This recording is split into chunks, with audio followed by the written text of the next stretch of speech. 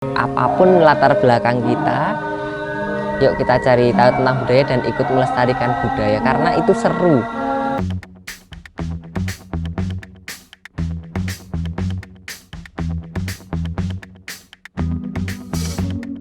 Keberagaman budaya daerah menjadi kekayaan dan identitas bangsa Indonesia yang harus selalu dijaga. Media sosial menjadi salah satu wadah untuk promosi budaya seperti yang dilakukan oleh Inggar Bagus Wibisana. Pemuda kelahiran 22 Desember 1995 ini menarik perhatian publik lewat videonya yang tengah menari jadilan. Uniknya, ia bukan saja berprofesi sebagai penari, melainkan juga dokter dan abdi dalam di Keraton Yogyakarta. Lantas, bagaimana kisah perjalanan karir Dr. Inggar?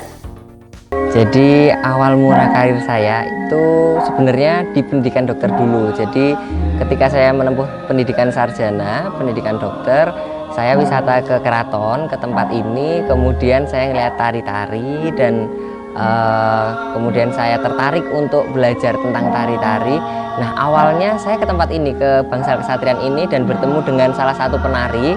Dan saya tanya tentang bagaimana sih caranya untuk bisa ikut nari di keraton gitu. Kemudian dijelaskan bahwa untuk bisa ikut nari di keraton itu harus ikut sanggar dulu begitu. Nah setelah ikut sanggar baru kalau sudah bisa menari nanti bisa ikut gladi beksan di sini. Nah awal mula perjalanan karir saya di situ. Jadi ketika saya masih pendidikan dokter saya belajar menari juga.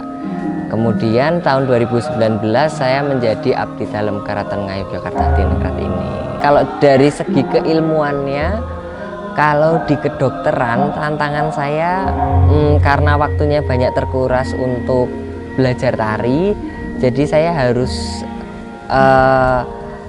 memberikan effort yang lebih untuk belajar, untuk lebih lebih memakan tenaga juga untuk belajar. Karena misal teman-teman yang lain mempunyai waktu 6 jam full untuk belajar, saya cuma punya waktu 3 jam. Sedangkan materi yang harus kita pelajari itu kan sama ya banyaknya, porsinya tetap sama walaupun saya ada aktivitas yang lain tapi tanggung jawabnya sama.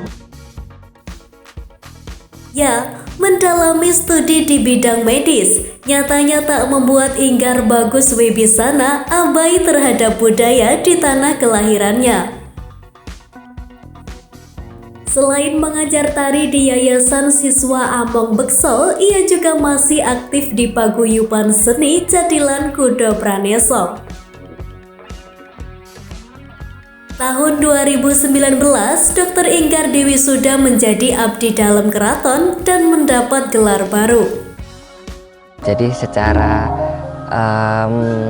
struktur, secara urutan itu yang pertama sowan bekti dulu. Jadi sowan bekti itu sowan ke keraton, kemudian untuk putri itu marak kayak seperti ini bisa gladi, bisa ikut acara-acara yang lain. Kemudian setelah sowan bekti magang. Nah setelah magang itu baru wisudan menjadi abdi dalem. Pangkat pertama untuk abdi dalem itu biasanya jajar begitu. Kalau saya itu awal masuk menjadi jajar itu namanya Mas Jajar Wibisana Punto Matoyo. Kalau sekarang karena sudah naik pangkat itu namanya ganti menjadi Mas Bekel Punto Matoyo. Kalau maknanya Mas itu berarti bukan darah dalem, bukan dari Raden atau keturunan dalem. Kemudian jajar atau bekel itu pangkatnya, pangkat abdi dalemnya itu ada jajar, ada bekel, lurah, penewu seperti itu. Kemudian kalau untuk di golongan Matoyo, di golongan Bekso itu nama belakangnya ada Matoyonya. Seperti saya itu kan Punto Matoyo. Nah Punto Matoyo itu paringan dalamnya Punto, kemudian ditambah dengan Matoyo sesuai dengan golongannya. Begitu. Untuk menambah wawasannya soal tari, Dr. Inggar juga mengambil studi diploma tari di Institut Seni Indonesia pada tahun 2020. Kalau pada awalnya saya hanya belajar untuk tari klasik gaya Yogyakarta dengan jenis ragam gerak yang halus. Awalnya seperti itu. Kemudian saya ke Akademi Komunitas Seni dan Budaya yang dulunya pas saya masih sekolah di sana itu Institut Seni Indonesia Yogyakarta, tapi diploma 1 tari yang sekarang sudah AKNSB itu.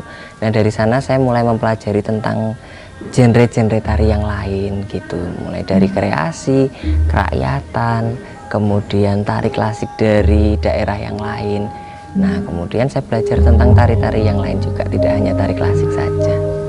Kalau waktu berapa lama untuk tari klasik, lumayan lama ya, harus ditekuni juga karena tekniknya kan detail, mendak, kemudian ngiting, nyempurit, sabetannya juga detail sekali. Jadi kalau untuk waktu tergantung individunya masing-masing, seberapa giat beliau itu belajar, seberapa rutin untuk melakukan latihan. Nah, kayak gitu itu lebih menambah percepatan durasi. Jadi kalau misalnya telaten ya lebih cepat buat bisa, tapi kalau misalnya agak males-malesan atau ya udah jalan aja ya mungkin 1-2 tahun bisa.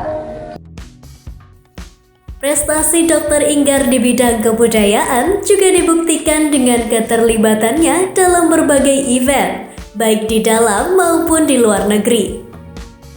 Kalau di kebudayaan yang paling luas ikut di Chile, Amerika Selatan, itu promosi kebudayaan Indonesia di Chile. Jadi dari Kedutaan Besar Indonesia di Santiago, Chile memberikan undangan, kemudian ikut promosi kebudayaan di sana, itu nari sama nyanyi keroncong.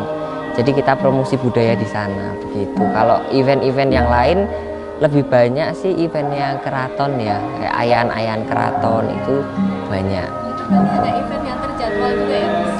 Kalau di keraton iya ada agendanya. Jadi agenda dalam 1 tahun itu sudah ada jadwalnya. Gitu.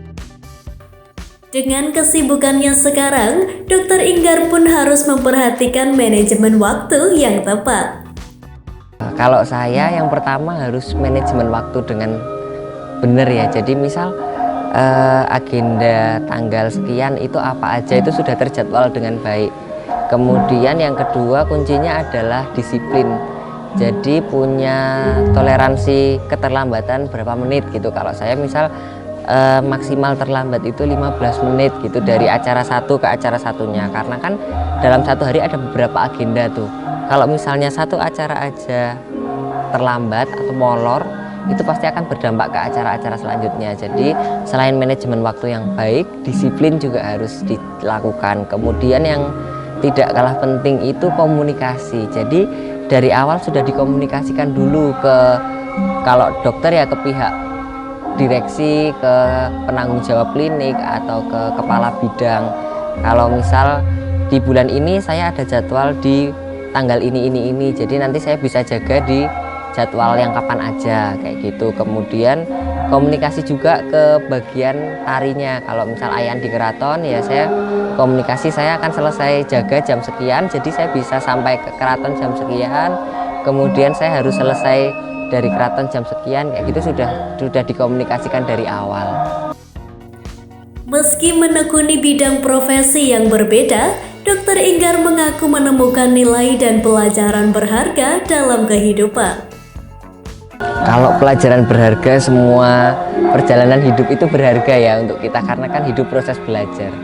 Kalau dari dokter ya bagaimana kita bisa melayani orang dengan baik, kemudian bisa berusaha maksimal untuk menolong orang. Nah, ketika menjadi dokter dan abdi dalam, value-nya itu yang saya ambil juga itu nolong orang harus ikhlas kayak gitu. Sama dengan value ketika menjadi abdi, penghageng saya Kanjeng Pangeran Haryono Tonegoro pernah ngendiko bahwa kalau mau cari uang ya jangan di keraton. Nah, itu juga saya terapkan ketika saya menjadi dokter. Ketika kita harus menolong orang ya harus ikhlas kayak gitu, bukan hanya ketika mengabdi saja. Kemudian kalau ketika menjadi guru tari ya harus mengerti muridnya, mengerti karakteristik masing-masing murid. Itu mirip dengan ketika harus kita mengerti karakter dari pasien kayak gitu. Tak hanya itu, melalui media sosial TikTok, Dr. Inggar aktif membagikan aktivitas pada 46.000 pengikutnya. Ia berharap dapat menularkan energi positif terhadap generasi muda sekaligus memberi contoh bahwa mengejar profesi bukan jadi halangan menjadi pengabdi budaya. Kalau menurut saya pribadi, media sosial itu jadi salah satu hal yang sangat penting. Seperti yang saya lakukan di TikTok mungkin ya. Tadi kan menggarisbawahi TikTok. Saat ini kan platform yang lagi agak boom, sedang digemari masyarakat kan TikTok dari semua lapisan kalangan apapun, semuanya, hampir semuanya membuka TikTok. Nah, kalau saya pribadi memanfaatkan teknologi itu untuk promosi budaya. Jadi yaitu saya pengen orang itu tahu dulu, nggak harus langsung melestarikan. Jadi dengan tahu itu kan ada dua kemungkinan seneng dan tidak seneng. Harapan saya orang-orang yang melihat konten saya itu kemudian menjadi seneng dengan budaya dan kemudian mencari tahu, mempelajari. Buat generasi muda khususnya ya, tapi umumnya untuk semua generasi, coba yuk kita cari tahu tentang budaya. Nah, saya pengen generasi muda itu juga mencari satu hal keunikan yang menarik dari budaya nih, karena pasti ada hal yang menarik yang klik, karena kan kita juga dari Indonesia juga ya, jadi pasti ada sesuatu yang menarik untuk dipelajari. Coba yuk kita ngenalin budaya, mencari tahu hal yang menarik apapun latar belakang kita. Yuk kita cari tahu tentang budaya dan ikut melestarikan budaya, karena itu seru. Kalau kita sudah terjun ke dalamnya, itu sangat menarik, sangat menyenangkan gitu. Jadi untuk generasi muda, saya pengennya ayo kita bareng-bareng buat melestarikan apa yang sudah nenek moyang kita buat.